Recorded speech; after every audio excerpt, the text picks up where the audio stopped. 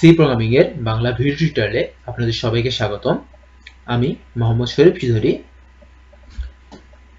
ফাংশনে আজকের পর্বে আমি আপনাদের দেখাবো যে কিভাবে অ্যারেকে প্যারামিটার হিসেবে নিতে হয়। প্রথমে আমরা মেইন ফাংশনে একটা অ্যারে ডিক্লেয়ার করতেছি, ইন্টিজার অ্যারে। এর সাইজ আমরা দিলাম 5 এবং সঙ্গে সঙ্গে এর মানও আমি দিয়ে দিচ্ছি যে 1 2 3 4 5 দিয়ে দিলাম। এর মানে a$0 তে 1, a$1 এ 2, a$2 তে 3, a$4 এ 4, সরি 3 তে 4 এবং a$4 এ 5 এসএন হবে। এখন আমরা যদি প্রিন্ট করি %a, a$3, তাহলে সেক্ষেত্রে আমাদের 4 প্রিন্ট করবে। রান করি, সেক্ষেত্রে আমাদের 4 প্রিন্ট করেছে। এবার আমরা যে কাজটা করব যে সিকোয়েন্সিয়ালটা চেঞ্জ করে দেই। এইটা আমি এবার যদি আমি 7 করে দেই তাহলে এখন আউটপুট হিসেবে আমাদেরকে 7 দেখাবে, কারণ 0 1 2 3, এর 3 মান হচ্ছে 7, যে এর 3 মান 7 আসছে। এখন আমাদের যেই কাজটা সেটা হলো যে আমরা একটা ফাংশন ধরলাম, ফাংশনের নাম এবিসি, এবং এর মধ্যে আমরা এই অ্যারেটা পাস করাবো প্যারামিটার হিসেবে। অর্থাৎ আমরা এই অ্যারের যে ভ্যালুগুলো আছে সেগুলো আমরা একটা বাইরে ফাংশনে যাই ম্যানিপুলেট করব। সেই কাজটা যদি আমরা করতে চাই সেক্ষেত্রে কি করতে হবে, আমরা যদি এই অ্যারেটা দিয়ে দেই এবং যখন আমরা ফাংশনে আমরা আর্গুমেন্ট পাঠাবো তখন আমাদের এখানে শুধুমাত্র এই অ্যারের মানে ইন্ডেক্স ছাড়া যে অংশটুকু থাকে সেই অংশটুকু পাঠাতে হবে। পয়েন্টারে যেটা বলেছিলাম যে অ্যাড্রেসটা, অর্থাৎ শুধুমাত্র a$ পাঠাতে হবে, এর ইন্ডেক্স দেওয়ার কোনো দরকার নেই। ইন্ডেক্স দেওয়া যাবে না যদি আমি সম্পূর্ণ অ্যারেটা পাঠাতে চাই। এভাবে করলেই, পাঠিয়ে দিলেই আমরা এই অ্যারেটা সম্পূর্ণভাবে আমরা এবিসি ফাংশন ইউজ করতে পারবো। যেমন আমি যদি এখানে একটা ভয়েড ফাংশন নিলাম, ভয়েড নিলাম এবং ভয়েড এবিসি লিখলাম, এবং আমি যদি এই অ্যারে এই ফাংশনটা এই অ্যারেটা এখানে পেতে চাই, প্যারামিটার হিসেবে নিতে চাই, সেক্ষেত্রে আমাদেরকে প্যারামিটার হিসেবে দিতে হবে ইন্টিজার a$, যে কোনো এখানে নাম দিতে পারি। আমি এখানে a$1 দিলাম, তবে a$ও দেওয়া যাবে, কোনো সমস্যা নেই। দেওয়ার পরে আমি এখানে ইন্ডেক্সে কিছু দিতেও পারি, না দিতেও পারি, দিলে 5 দিয়ে দিতে পারি, সেখানে কোনো সমস্যা হবে না। অথবা আমি নাও দিতে পারি, সেখানে এখানে কোনো বাধা ধরার নিয়ম নেই। দিয়ে দিলেই, এই কাজটা করলেই আমরা মূলত এই অ্যারেটা, সম্পূর্ণ অ্যারেটা এই ফাংশনের মধ্যে চলে আসবে। যেমন আমি এখানে যে কাজটা করেছিলাম, যে প্রিন্ট করেছিলাম এর 3 মান, এই প্রিন্টটা এখানে একবার হবে এবং এই প্রিন্ট আমি এখানে আরেকবার করব। প্রিন্টে %a$3।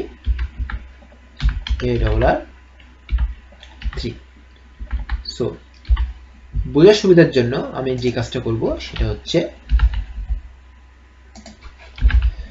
এখানে লিখে দেব ইন মেইন ফাংশন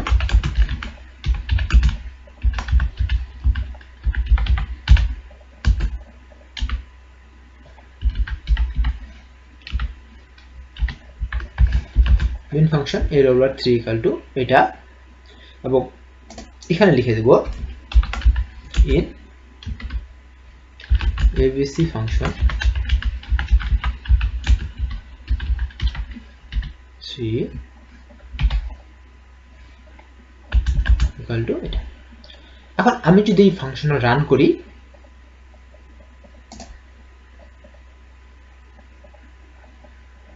সরি এখানে একটা বলেছি, এখানে a$1 হবে, কারণ আমি এখানে a$ প্যারামিটার হিসেবে নিয়েছি।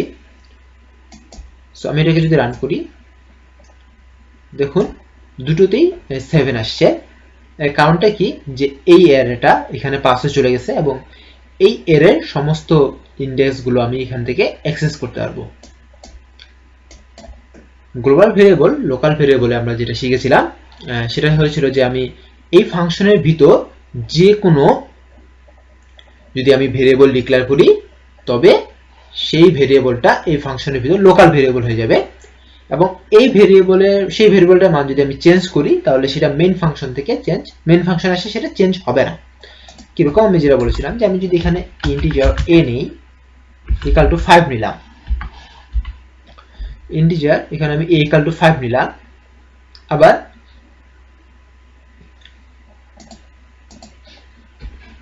এখানে আমি ইন্টিজার a ইকুয়াল টু 6 করে দিলাম, তার মানে আমি ভিতরে ডিক্লেয়ার করেছি, কিন্তু এখানে a এর মান 6 হওয়ার ফলে এখানে কিন্তু a এর মানটা চেঞ্জ হবে না, 5ই থাকবে। আমি যদি এখানে প্রিন্ট করি %d, a, তাহলে কিন্তু আমরা 5ই পাবো। এই দুটো আমি করে দিলাম, 5 পাবো, আমি 6 পাবো না, যে 5ই পেয়েছি। এর কারণটা কি? এর কারণটা হলো a হচ্ছে এই ফাংশনের ভিতর লোকাল, আর এই এটা হচ্ছে এই ফাংশনের মধ্যে লোকাল। এই ফাংশনের কোনো লোকাল ভেরিয়েবলের মান আমরা যদি চেঞ্জ করি সেই ক্ষেত্রে সেটা আসে কোনো ইফেক্ট ফেলবে না। এমনকি আমি যদি ধরলাম যে এই কাজটা করলাম abc a double r, a এটা পাস করলাম এবং আমি এখানে ইন্টিজার a নিচ্ছি, a নিলাম, তারপর এখানে আমি a এর মান 6 করে দিলাম। আপাতত দৃষ্টিতে যেটা মনে হচ্ছে যে এটা এখানে চলে আসলো, এর মান 6 হয়ে গেল, তার মানে এর মান আগে 5 ছিল এখন 6 হয়ে যাবে, না সেটা হবে না, এর মান 5ই থাকবে। এর কারণ কি, এই a হচ্ছে এর ভিতরে লোকাল ভেরিয়েবল এবং এই a হচ্ছে এটা লোকাল ভেরিয়েবল। এই লোকাল ভেরিয়েবল চেঞ্জ করলে এর লোকাল ভেরিয়েবল চেঞ্জ হবে না, কিন্তু এই জিনিসটাই এর ক্ষেত্রে একটু বাধ্যবাধকতা রয়েছে। কিরকম, যে আমরা লোকাল ভেরিয়েবল চেঞ্জের যে ব্যাপারটা সেটা এখানে ভুলে যেতে হবে। মনে রাখতে হবে যে এর কোনো ইন্ডেক্সের মান আমি যদি এই ফাংশনে চেঞ্জ করি তবে সেটা মেইন ফাংশনে আসে চেঞ্জ হয়ে যাবে। অর্থাৎ এই এর কোনো একটা ইন্ডেক্সের মান আমি যদি এই ফাংশনে চেঞ্জ করে ফেলি তাহলে এই ফাংশনে আসে সেটা চেঞ্জ হয়ে যাবে। কারণটা কি, কারণটা হচ্ছে যে আমরা যেখানে পাঠাচ্ছি অ্যাড্রেস পাঠাচ্ছি, পয়েন্টারের ক্ষেত্রে যেটা বলেছিলাম যে অ্যাড্রেস যদি আমি পাঠিয়ে দেই তাহলে সেই ভেরিয়েবলের মানটাও চেঞ্জ হয়ে যায়। এই লোকাল ভেরিয়েবল চেঞ্জ, মানে লোকাল ভেরিয়েবল বলতে কি, যে আরেকটা ফাংশনে থেকে সেই অ্যাড্রেসটা নিয়ে কাজ করা যায়। যেমন আমি যদি এখানে a ডবল rটা এখানে যখন সেন্ড করে দিলাম a ডবল r1 এ, তখন এই দুটো অ্যাড্রেস একই হয়ে গেছে। অ্যাড্রেস একই হয়ে গেলে যে কাজটা হবে এটার কোনো কিছু চেঞ্জ এটার উপর ইফেক্ট ফেলবে। যেমন আমি যদি এখানে এবার এখানে লিখব বিফোর,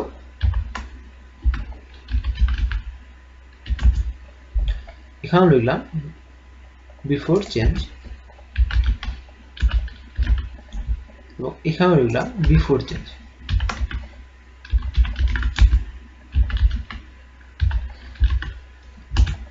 ইন abc ফাংশন এর রিলেটিভ, এবং এটার পরেরটা হবে after, after change. After change লিখলাম কেন, কারণ এবার আমি a ডবল r1 এর যে ইন্ডেক্স 3 ছিল আমরা প্রিন্ট করেছিলাম এর মানটা চেঞ্জ করে আমি এবার 100 করে দেব। সো এবার এখানেও আসি আমি যে কাজটা করব বিফোর এর পর আফটার লিখে দেব, আফটার, এবং যে কাজটা হচ্ছে যে আফটার চেঞ্জ, চেঞ্জটা কোথায় হচ্ছে abc ফাংশন হচ্ছে। সো আমরা এখানে abc ফাংশনটা কল করব উইথ প্যারামিটার, থাকবে এখানে একটা অ্যারে, এটা থাকবে। সো এবার যদি আমি সমস্ত প্রোগ্রামটাকে রান করি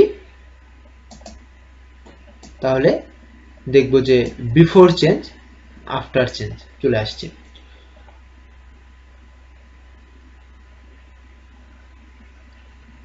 before change in main function এ ডবল আর এটা 7 ছিল, তারপর কি হয়েছে এবিসি ফাংশনটা কল হয়েছে, এবিসি ফাংশন কল হওয়ার কি হলো before change in ABC function 7 হয়ে গেল। তারপর আমি কি করলাম এখানে এর মানটা চেঞ্জ করে দিলাম। যখনই এর মানটা চেঞ্জ করে দিলাম সেটা শুধুমাত্র ওই ফাংশনই না মেইন ফাংশনেও চেঞ্জ হয়ে গেল। কারণ কি অ্যাড্রেস পাঠানোর কারণে এখানে এই এর মাধ্যমে আমরা এই এরিয়াটাকে পুরোপুরিভাবে হ্যান্ডেল করতেছি। এই এরিয়ার কোনো একটা ইন্ডেক্স চেঞ্জ হলে এই এরিয়ার কোনো একটা ইন্ডেক্স চেঞ্জ হবে। অর্থাৎ আমরা যে কয়েকটা জিনিস জানলাম তা হলো যে এর ইন্ডেক্স আমরা কিভাবে পাঠাবো এবং এর ইন্ডেক্স পাঠানোর পরে যদি আমরা এখানে কোনো প্রকার চেঞ্জ করি সেই চেঞ্জটা আসলে মূল এর ফাংশন এর মধ্যেও চলে আসবে, মূল এরটার মধ্যেও চলে আসবে। এটা হলো ওয়ান ডাইমেনশনাল এর ক্ষেত্রে। টু ডাইমেনশনাল এর ক্ষেত্রেও একই কথা। যদি আমরা টু ডাইমেনশনাল এর ইউজ করতে চাই, যেমন আমি যদি এখানে 510 নামে একটা এর লিখলাম এবং 510 নামে যদি আমি যে এরটা লিখলাম সেখানে আমি এই এরটাকে যদি আমি এখানে পাস করতে চাই, তো টু ডাইমেনশনাল এর ক্ষেত্রে যেটা বাধ্যবাধকতা সেটা হলো যে ওয়ান ডাইমেনশনাল এর ক্ষেত্রে আপনাদেরকে কোনোটা দিতে, আপনি যদি দিতে পারেন না দিতেও পারেন, এই জিনিসটা মানে এর ভিতরে আপনি ইন্ডেক্স দিতে পারেন না দিতে পারেন। টু ডাইমেনশনাল এর ক্ষেত্রে আপনি আগেরটা দিতে পারবেন না কিন্তু পরেরটা অবশ্যই দিতে হবে। দিতে পারবেন না বলতে কি আগেরটা আপনি দিতে পারেন না দিতে পারেন, যেমন এখানে আপনি 510 দিতেই পারেন, এভাবে দিলেও এটা কাজ করবে অথবা শুধুমাত্র 10 দিলেও কাজ করবে। ওয়ান ডাইমেনশনাল এর ক্ষেত্রে আপনি এখানে 5 দিলেও কাজ করতো, কোনো কিছু না দিলেও কাজ করতো। টু ডাইমেনশনাল এর ক্ষেত্রে প্রথমটা না দিলেও পরেরটাতে অবশ্যই দিতে হবে, এখানে 10 দিয়ে দিতে হবে, তাহলে এই ফাংশনটা কল করবে। আমি যদি এটা এ ডবল আর হিসেবে পাঠালেই হবে, আর কোনো কিছু চেঞ্জ করতে হবে না, তাহলে আমরা এই ফাংশনটা এখান থেকে অ্যাক্সেস করতে পারবো। এই হলো ওয়ান ডাইমেনশনাল এর টু ডাইমেনশনাল এর ভিতর কথাবার্তা। সেক্ষেত্রে অফকোর্স এখানে আমাদেরকে যে কাজটা করতে হবে, যেমন আমি এখানে একটা মান শুধুমাত্র দিব, যেমন এ ডবল আর 5, এখানে আমি দিলাম 4 এর মানটা আমি 4 করে দিলাম, তাহলে A double R 4 2 A double R 4 2 equal to A double R 4 2 A double R 4 2।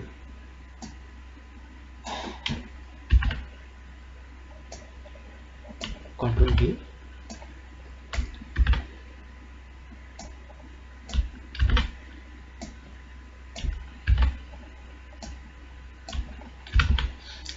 এই কাজটা করলেই হয়ে যাবে। এবার আমি এটাকে রান করব। এখানে একটা সমস্যা হয়েছে, সেটা হচ্ছে এ ডবল আর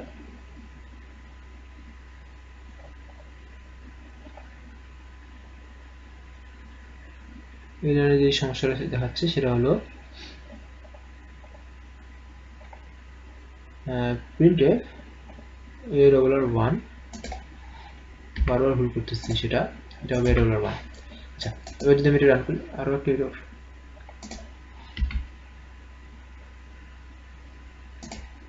তো এরর হইলে তো সমস্যা। এখানে একটা এরর আছে সেটা দেখেছিলাম, সেটা হচ্ছে এখানে সেমিকোলন দেইনি, রান হয়েছে। আচ্ছা, বিফোর চেঞ্জ আফটার চেঞ্জ। আমি এটা যেটা দেখালাম সেটা হলো যে কিভাবে আমরা ওয়ান ডাইমেনশনাল এরে টু ডাইমেনশনাল এরে প্যারামিটার হিসেবে ইউজ করব, মানে পাস করব একটা ফাংশন থেকে আরেকটা ফাংশনে কল করার ক্ষেত্রে, সেই জিনিসটা আপনারা প্র্যাকটিস করবেন অবশ্যই। ধন্যবাদ সবাইকে আমার সাথে থাকার জন্য। দেখা হবে পরের টিউটোরিয়ালে। ধন্যবাদ সবাইকে।